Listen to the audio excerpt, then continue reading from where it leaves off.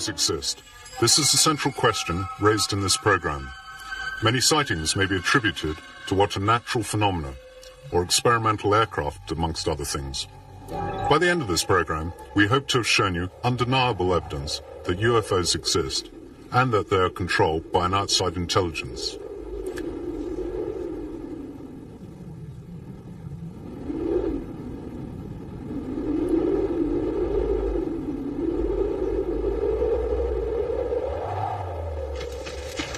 Let some witnesses speak for themselves. Giovanni Cavezio, a wine grower. Sorvolavo una zona molto conosciuta e non c'era nulla di particolare, no? Ad un tratto però I was hang gliding over an area I knew well. tratta da qualche cosa di inconsueto, no? There was nothing special. Si stagliava verso l'orizzonte.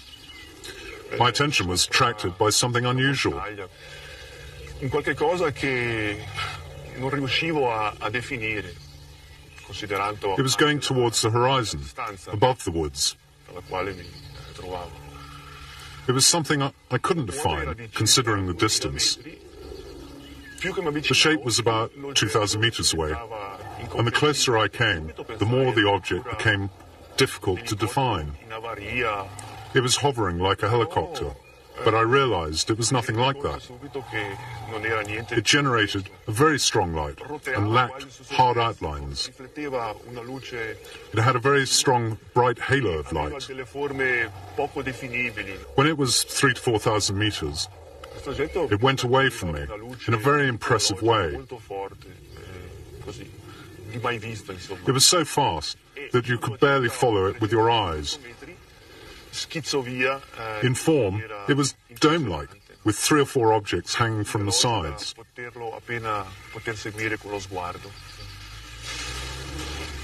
Diameter was between 5 and 10 meters, and it was lead-colored. Within a moment, it had disappeared over the horizon, without a sound and without a smoke trail or anything.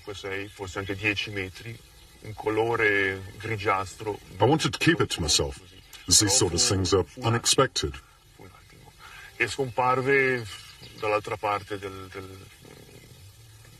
That evening, when I got home, I didn't even talk to any family about it. Later, when I went to a restaurant, I met a friend interested in hang gliding, who had seen me flying in the area. He insisted I must have seen something special, because he had. Looking up, he'd seen something which he couldn't define, but which had hurtled across the sky and then disappeared. Recandomi un po' più tardi al ristorante, incontrai un amico interessato di volo libero, il quale mi disse di avermi visto attraversare. We decided that he had seen the same thing as myself. Insistendo nell'affermare che io avrei dovuto per forza aver osservato qualche cosa di molto particolare, perché lui, trovandosi in zona fiume e guardando verso l'alto, vide a un certo punto un qualche cosa di indefinibile che si stagliava contro il cielo e che poi dopo scomparve dal suo angolo visivo, no? Anche io, dopo un momentino così, decisi di dirgli insomma quello che più o meno avevo visto.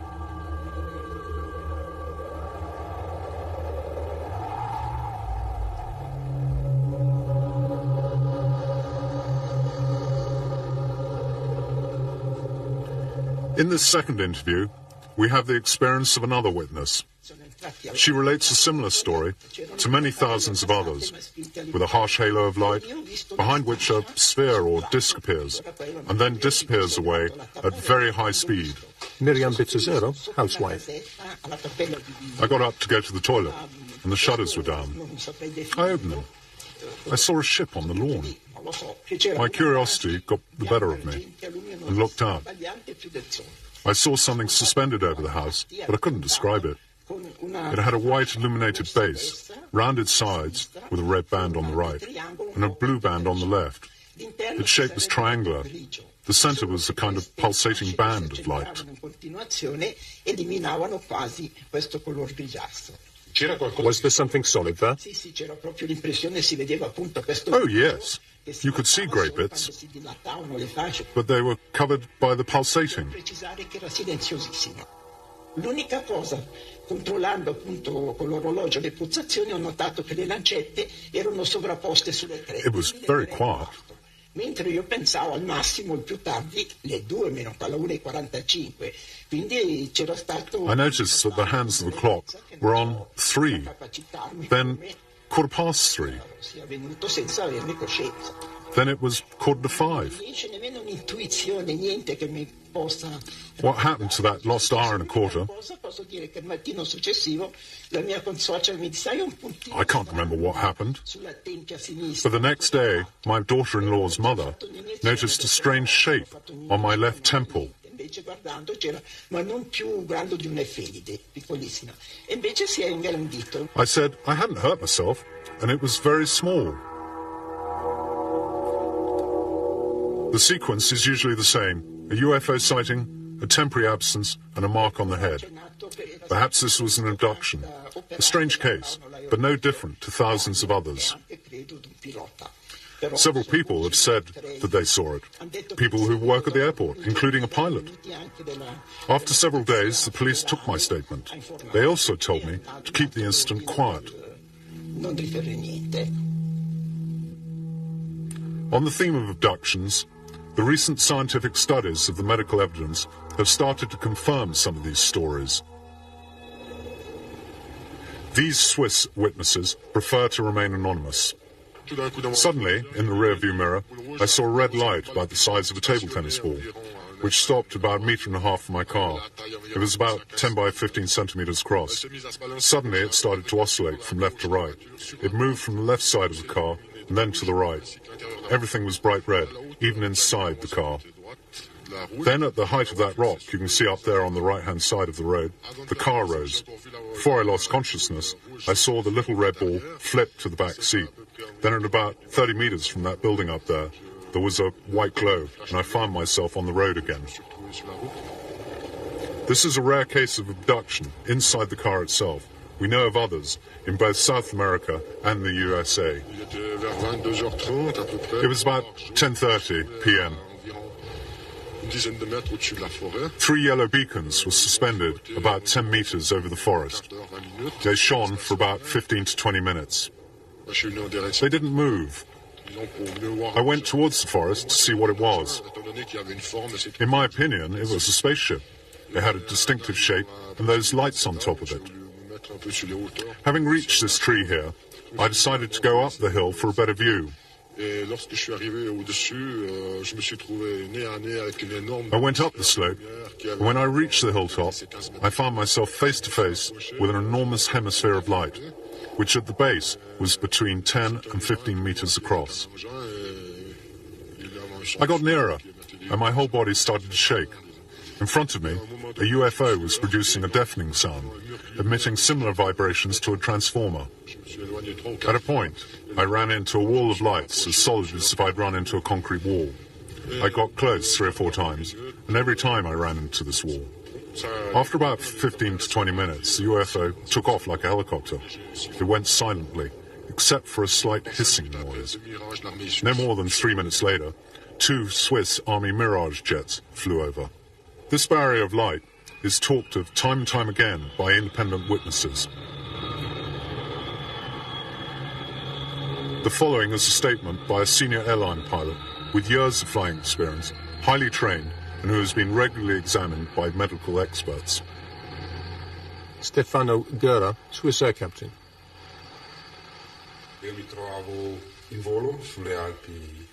I was flying over the Alps, in the region of Biasca, at 5,000 meters, when I saw a light to the north, which a few seconds later I lost from my field of vision. I didn't manage to see it again.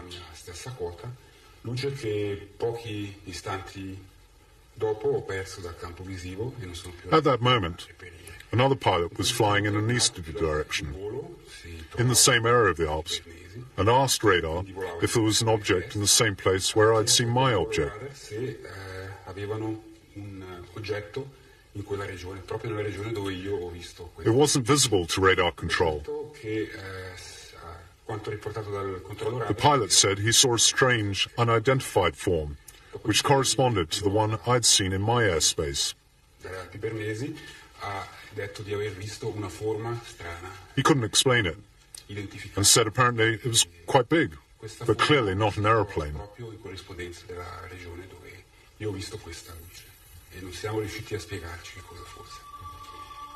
Ho avuto occasione di parlare con questo pilota, lui ha dichiarato di aver visto una forma che apparentemente sembrava estremamente grande, abbastanza aguzza, circa 3 volte di lunghezza per 1 volta di altezza, e appunto non era identificabile come un aeromobile, non era identificabile come né piccolo aereo né aereo di linea. Quindi non poteva could it have been a meteorite? trattarsi nemmeno di un meteorite. No, perché un meteorite sarebbe stato No, because meteorites move, and this one was stationary. in posizione fissa e poi sparita di seguito. Probably the object didn't show on the ground radar at that point, because it wasn't moving like a normal aeroplane. It was an enormous area of white light, as big as 4 jumbo jets. According to both pilots, it stopped and then went away and was neither an aeroplane nor a meteorological phenomena. Captain Schmidt, Swissair. The radar station at Maastricht informed us that a UFO was proceeding in a northerly direction. It then turned towards us at a speed to 4,000 to 5,000 kilometers an hour, very fast indeed. Eventually it stabilized in relation to our position to 3 nautical miles to our right at 45 degrees. That's about 5 kilometers from us. We put on the headphones and looked to the right, and suddenly there was an immense flash in front of us. I hadn't seen anything like it. Very fast and very intense. The radio didn't give any signal. Nothing at all.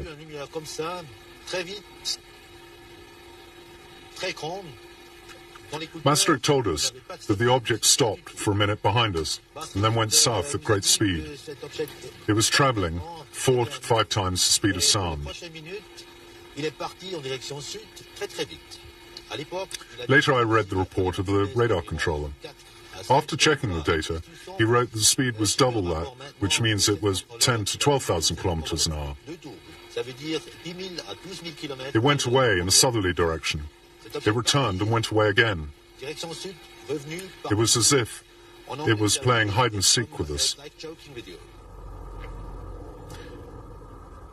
The UFO was enormous, very fast, and it was flying at 10 to 12,000 kilometers an hour. It was seen on radar and seemed to play with the airliner, not behavior that you would expect of a military or experimental aircraft. And this is how another Swissair pilot explained his experience. Captain Peter Bircher, Swissair. Suddenly the object, which had flown with us for a while, veered, and then at top speed disappeared, turning through 90 degrees. I think that this behavior would exclude a natural explanation of the phenomenon, since the object resembled no known flying object. It was practically suspended in the air in front of us. It then went away at a high speed, veering at 90 degrees in relation to our route. No known flying object can do such a thing. Many civil pilots are reluctant to talk about their sightings of UFOs. They don't want to be ridiculed, and often they want to protect their flight crew. Military pilots are bound by official secrecy for the duration of their service. Captain Duvestal, Swissair. At first, we thought we were seeing a star, or at least we believe it to be a shooting star. But straight away I told myself that it wasn't possible because of its speed. It fell gently to the horizon, and then oscillated a little to the left, and then to the right, and then left and right. It then returned to its original position. All of this in less than 30 seconds. That's far from normal. Have you spoken about this to military pilots? I've spoken to American military pilots in Alaska. They tell me that they've reported many strange things in those out-of-the-way places, but that they weren't allowed to discuss these things. So you think that the military pilots know more than they can tell about UFOs?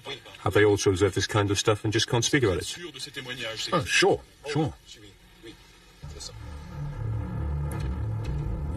One impressive, well-documented case is reconstructed here by Nippon TV when a 707 was flying over Alaska on the 17th of November, 1986. At 5 p.m., during the flight, Commander Terauchi observed two red lights getting nearer. The control tower anchorage didn't detect anything present in the area. The lights got nearer and nearer.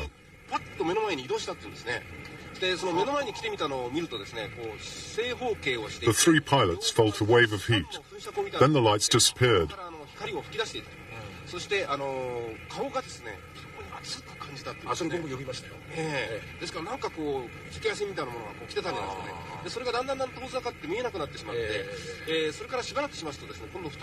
Shortly after, two white lights appeared.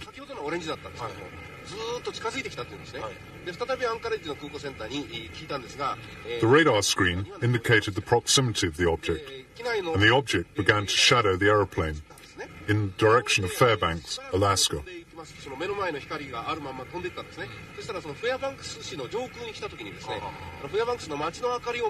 Thanks to the contrast of the city lights, the crew could see the outline of the object.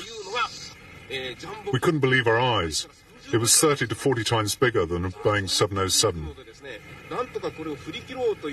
We tried to shake off this object, and I veered the 707 away. The control tower asked if we required the intervention of a military fighter. We replied that it would be too dangerous, as an El Al aeroplane needed to cross our flight path. Towards 6 p.m., the object disappeared. The sighting lasted for an hour. These are the sketches by Captain Terauchi. Both he and his crew saw an enormous UFO. It was under control, and he felt there was every possibility that it hadn't been constructed on Earth. As well as the testimonies, there are photographs and film sequences which document UFO sightings. These have been gathered from all over the world, including films shot in the skies over Mexico, taken by a group of video activists calling themselves the Vigilantes, who have about 100 members. We're a group of friends from the four corners of Mexico.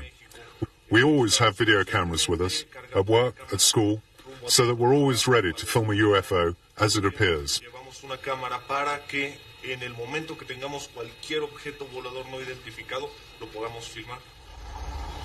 The film sequences have been examined by the Institute for Information Science at Seoul University in Mexico City. They subjected the film to a battery of advanced tests.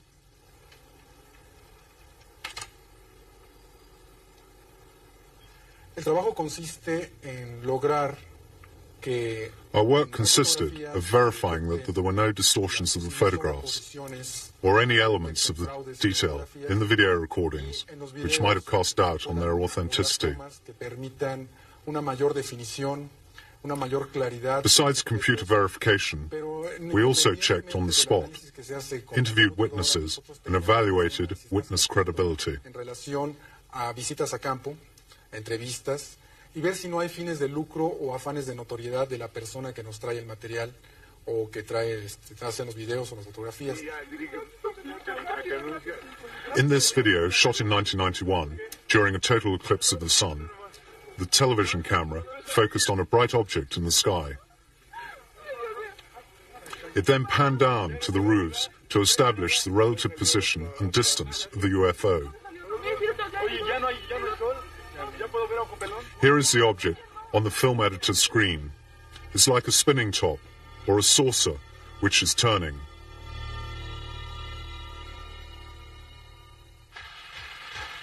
And now another UFO in the Mexican sky.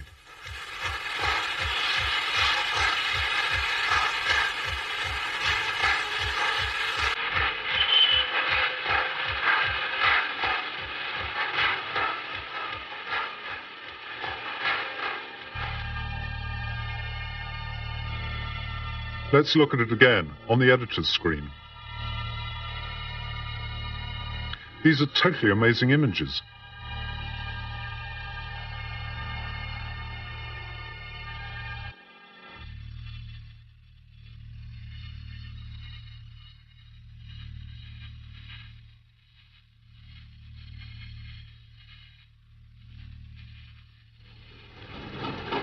This is 1992. Watch the UFO as it moves about the sky.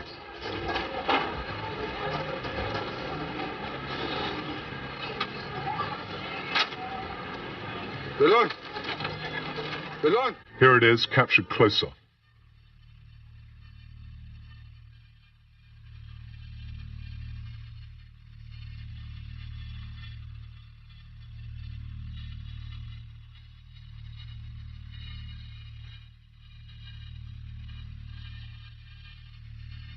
No, 1994, and another UFO. This time in the skies over Mexico City itself.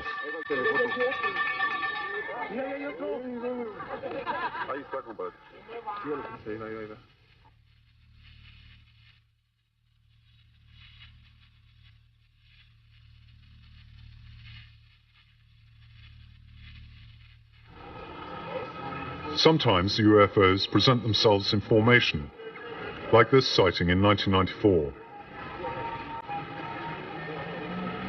The question as to the authenticity of the films seems to have been answered by Professor Quezada.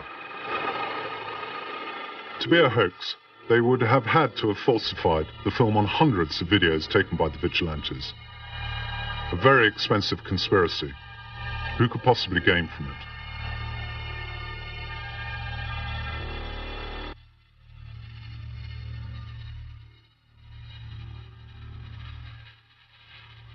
Here are still photographs taken by Paul Trent, a farmer in Oregon in 1950. These have been verified by military aviation laboratories in the USA. Here is a photo of a UFO taken in Germany and a thermographic analysis. These are two photographs taken in New Mexico, USA in 1992 near the Manzana atomic base. UFO sightings are common over these kind of facilities. And this is a long series of photos taken in 1987 by a Mr. and Mrs. Walton in the Gulf Breeze area of the USA. Some claim that they're a hoax, but examination of the photographs by a leading expert has confirmed their authenticity. I was confronted with the problem of, could this be real?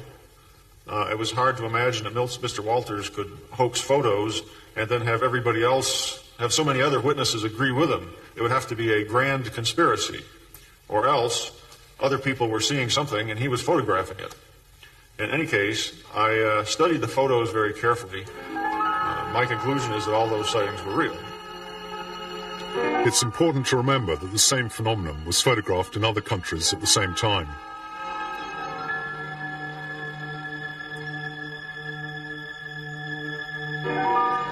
As you can see from the following examples, there are many kinds of UFOs.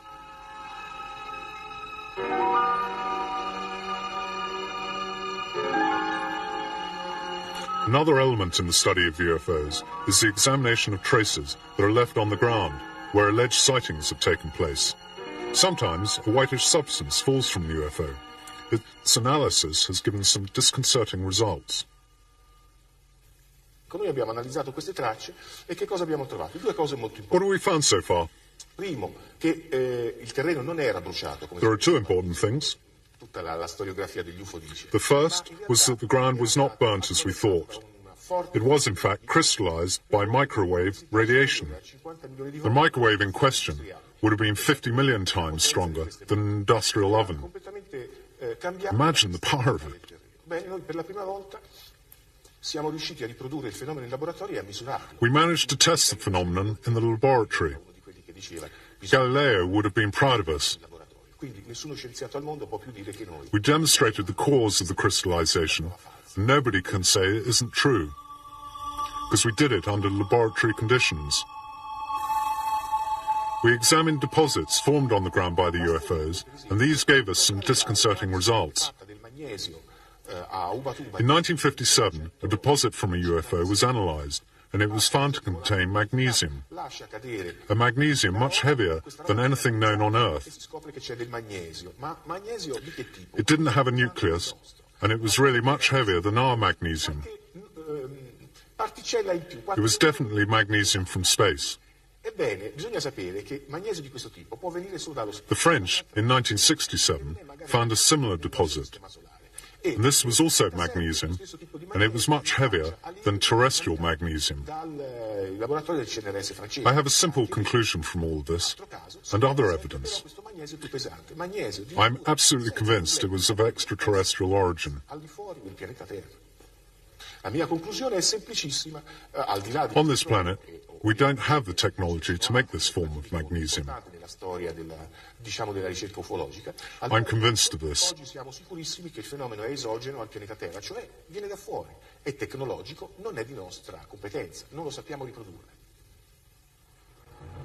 And what do the authorities say about UFOs? For many years, they've denied or ridiculed these stories, but their attitude has now partially changed. We saw a big object in the sky which we couldn't identify. It had very powerful lights which directed at the ground. In 1989 and 1990, there were numerous sightings of a UFO in Belgium by more than 2,000 civilians and numerous police patrols. It was a triangular object with 3 lights at the top and 1 in the center. It was flying silently at very low altitude just above the ground. This photograph of the object, complete with thermographic analysis, is a filmed sequence.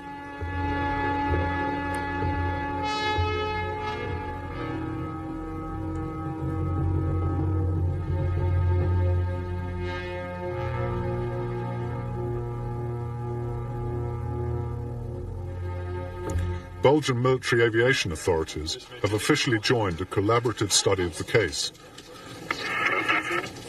After ground radar revealed the presence of the object, some jet fighters were scrambled to intercept the UFO, but without success, because the object performed some incredible maneuvers, demonstrating it was in some way guided. Was it an experimental military aircraft, like the stealth bomber? The US government has denied this possibility. The stealth bomber is also noisy, and the question is, why would a foreign experimental plane fly at low altitude over a densely populated area? Belgian Air Force General Charles de Bruer held a press conference on the 18th of December 1989 to confirm that they had intercepted UFOs. His written report states, "There were no signs of danger. The mystery of their origin remains, but the phenomena exist. It is real." A été contacté plusieurs fois pour demander s'ils avaient des observations au radar aussi. Et nous avons donc les 2 radars ont... The UFO sighted over Belgium is very similar to that sighted over Ticino by our Swiss housewife, and the UFOs filmed over Pueblo in Mexico.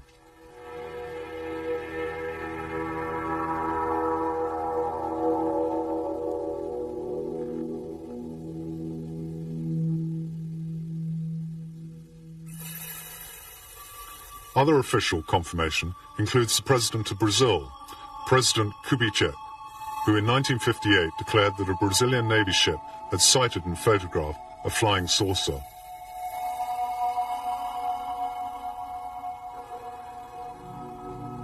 These are the documents.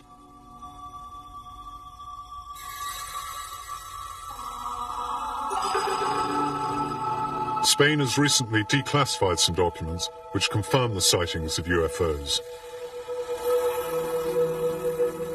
In June 1976, on the Canary Islands, hundreds of people saw a white light which emitted rays. It is written by a local military commander.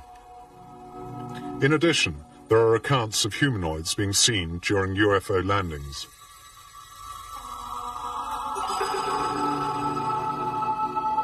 Still in Spain, a highly luminous disk was seen to come out of the sea. This sighting was confirmed at the same time in Italy. In 1978, the 3 pilots of a Spanish supercaravelle flying over Valencia, saw 3 red lights, which seemed to be at first on a collision course and then to dance in front of the aircraft. The Caravel was forced to make an emergency landing, and fighters were scrambled to intercept, but they failed to make contact. In 1975, on the Bardeneras Reales military base near Navarra, a UFO was seen at low altitude. Until the end of 1990, the Spanish government had always denied the existence of any UFO file. And the same goes for the UK. Before 1990, there had only been the occasional comments as we list here. Lord Dowding, the Air Chief in 1954, suggested that 10,000 UFO sightings had been made and recorded. He also asserted that these were of extraterrestrial origin. In 1954, an RAF pilot named Saladin encountered some UFOs. This is Saladin's sketch. Ralph Noyes, Defense Secretary, is said by 1964 to have seen Air Force film of UFOs. In 1978, an English policeman, Tony Dodd, saw a UFO with a colleague. Then, in 1980, it was the turn of PC Alan Godfrey. And yet, as we have seen, there was no official confirmation of the sightings. All were treated as top secret. This secrecy has extended to the highest levels, with Chief of Staff Admiral Hill Norton declaring that he was kept in the dark on the existence of a special UFO department.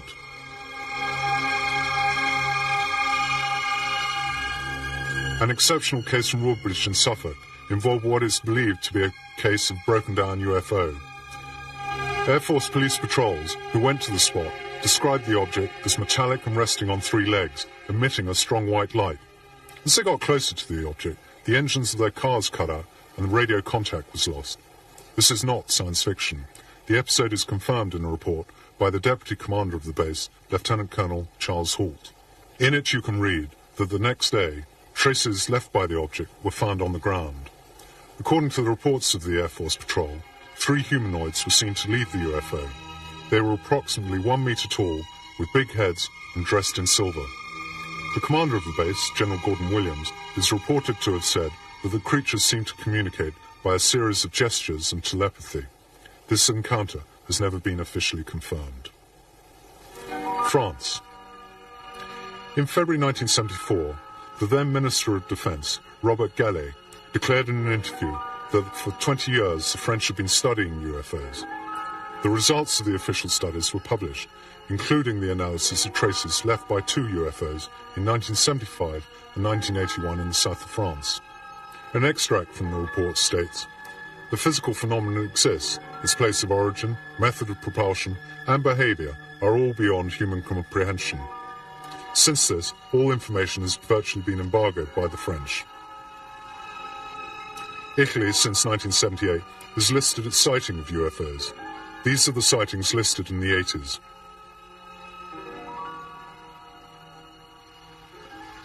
The Swiss government has often said that it pays little credence to the UFOs. But since 1990, the Federal Military Department has given free access to a map showing civilian UFO sightings. No military sightings are recorded. On this map are 2 reports of sightings by military radar. The first on August the 2nd at 11 p.m. This UFO sighting lasted for a whole hour. It wasn't a meteorite as it moved in a zigzag fashion. It wasn't birds because of high speed, and they ruled out aircraft. On the 13th of June 1993, radar showed a UFO moving not horizontally but vertically over a military base, with changes of altitude from 5,500 meters to 8,500 in a few minutes. The object was also capable of moving from 8,000 meters to 20,000 meters in a few seconds. The experts have also not commented on this photograph, which shows a UFO spotted by a Swiss Army Mirage. The photograph has been certified as genuine by computer analysis.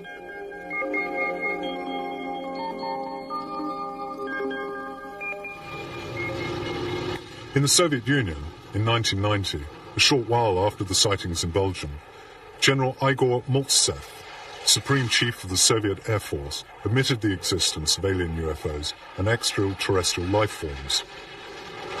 He said that some MiGs had observed a saucer of 100 to 200 meters in diameter, which was also able to stay motionless in the air and which performed extraordinary aerial maneuvers. Ground radar had confirmed this phenomenon. The Soviet defense chief had decided not to attack the UFO. He calculated such an attack would be pure folly. In 1991, KGB documents reported that an atomic base in Kaspusin Yar had sighted a UFO over the base for 2 hours in 1989. During its flight, the UFO emitted a ray of light which seemed to inspect the installation.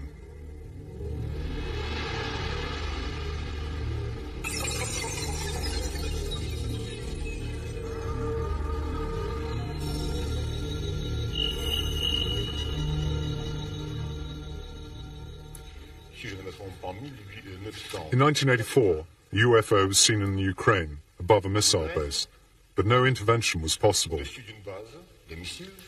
After the UFO left the airspace of the base, the guidance systems for the missiles used on the base were found to be inoperative. All the systems had to be reprogrammed. US atomic bases have experienced similar systems malfunctions after UFO appearances.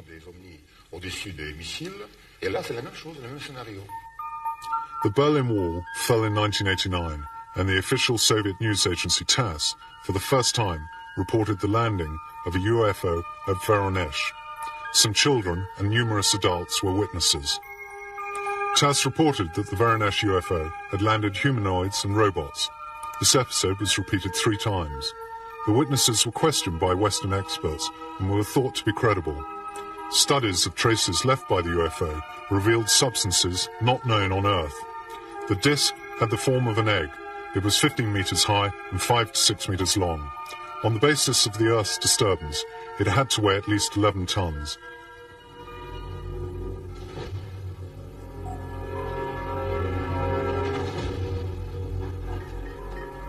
Even in the US, UFO sightings are classified as top secret. However, the door has been opened a crack by the law on freedom of information brought in 1970. This was a law supported by President Jimmy Carter, who saw a UFO in 1969 when he was a state governor, as you can see from this document.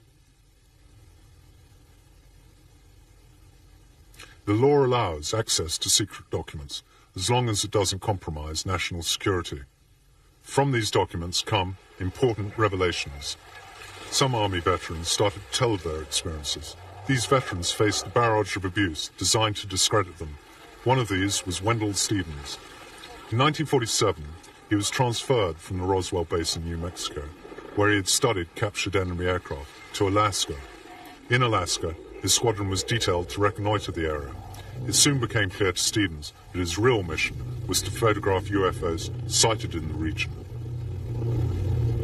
And a crew reported seeing a disc-shaped object sitting on the ice field that rose into the air and flew away as they approached it.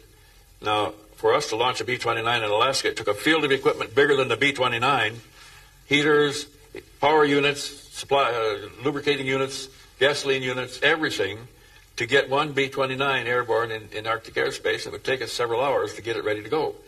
Here's an object that's sitting on the ice field with no support equipment that jumps into the air and flies away and leaves nothing behind it. Now that was, in our view, was an impossibility because there's no way we could approach anything like that. Then a report came in of seeing one emerge from below the water, sit on the water surface of the water for a moment, rise into the air, and then zip off, flying away. Another one at another time was reported to have descended into the water and disappeared. None of our aircraft could do any of that. Another important case is that of the then Lieutenant Graham Bethune during a 1951 flight from England to the US on a C-54 transport. The incident was confirmed by the whole crew.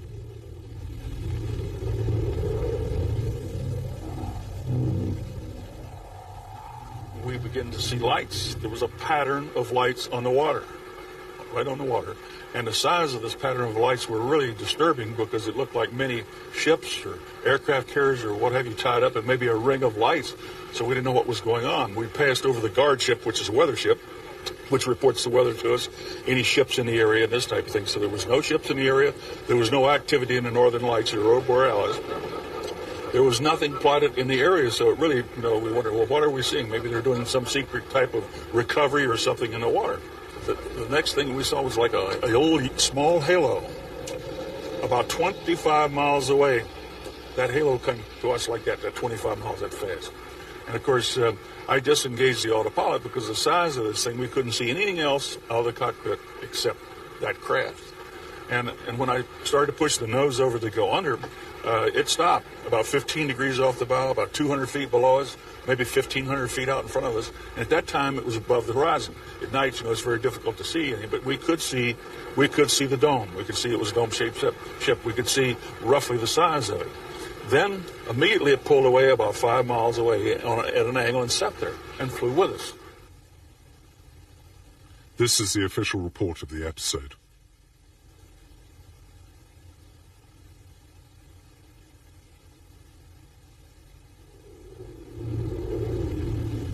In another case, in 1954, Army pilot Mel Noel was part of a squadron asked to film UFOs in the skies over the USA.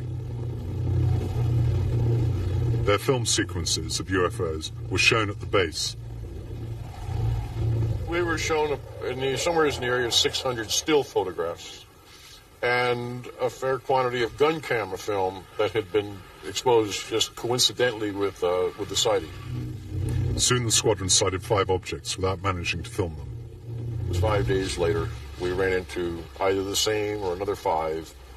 And at that time, we felt we succeeded in getting them on the film. And approximately, I think it was a week after that, we ran into a total of 16 of the things. And we were having, at that point, some relatively severe psychological problems. These were pilots in their early 20s, defenseless in the face of the UFOs. While they were observing them, something incredible happened. In their headphones, they heard a voice which said in English that they'd come in peace, but they were worried about what man was doing, and that the voice they were hearing was not a hallucination. Their purpose of being here was to dissuade some of the influence. They made reference to nuclear development by man and the problems that would be created and had been created from it. And at the age of 21, it placed us in severe quandary of questioning and capability and opposing side ego and experience, but there was no humor. I mean, it was not fun at all. Here we have some official documents which are now being made public. General Nathan Twining prepared a study on UFOs in 1947, the Chief of the Staff of the Pentagon, George Shulgin. It contains the chilling conclusion that based on the evidence at the time that UFOs are real, that they're capable of extraordinary flight with amazing changes of direction, which made the writers think they must be guided by some alien intelligence. They were even seen to fly in formation, and that their origin and technology were unknown. This 1947 document is now in the public domain. One of the great unsolved mysteries is the question of alien remains from one of these objects. From the many statements, it would seem that in 1947 near Roswell, New Mexico, one or more sources or disks had crashed, perhaps because of local experiments with electromagnetic radiation. Mac Brazel, a farmer, harvests some strange materials and took them to the airbase at Roswell. They included unknown materials with writing on them, similar to hieroglyphics. The base commander examined them and in a press release declared them to be the remains of a recovered UFO. A few hours later, General Ramey, under orders from the Pentagon, denied the find and said the debris was the remains of a weather balloon. Roswell is a much-discussed incident. The official documents in 1947 are the handwritten notes of FBI Chief J. Edgar Hoover. On them it says, "The FBI must have access to the recovered UFO." Another thorny question has been, were alien corpses recovered from the crashed spacecraft? An internal memo from an FBI operative to his chief, J. Edgar Hoover, indicates that they were in possession of the debris of 3 flying saucers, each one with the remains of a small humanoid dressed in a silver suit. This document was released in 1983 and its contents confirmed by Professor Robert Sarbacher. He was directly involved in the UFO research project in the 40s. Sarbacher writes, "The UFO was constructed of a light and resistant material. The humanoids had internal organs similar to insects." A hoax? Many analysts think not. But why is it all kept so secret? Was it to make sure that there was no public panic, with the US government afraid to admit that they were powerless in the face of a UFO menace? Perhaps they wanted to gain technological advantage from recovered materials. Whatever the reasons, in 1947, a massive cover-up operation began. A number of supposed research projects were set up to calm public opinion and create confusion about the phenomenon by means of disinformation. They were codenamed Grudge, Sign, and Blue Book. The real research took place under the greatest secrecy, within the project Majestic 12, a project run by Professor Vannevar Bush, now dramatized in the UFO series Dark Skies. This document from Majestic 12 was donated anonymously to a researcher in 1984. It is a memo from President Eisenhower. It states that on the 7th of July 1947, a UFO came to Roswell with a humanoid on board, that it had been reported to the press that it was merely a weather balloon. Many say that the Eisenhower note is a fake. This document from 1950 would seem to question that view.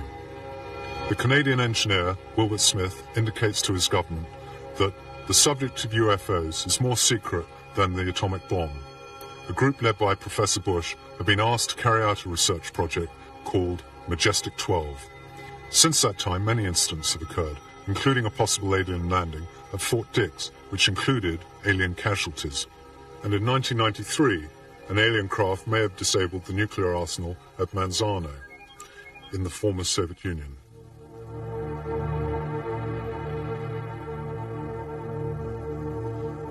With these spectacular video pictures of a UFO, we conclude this part of UFOs, The Complete Truth.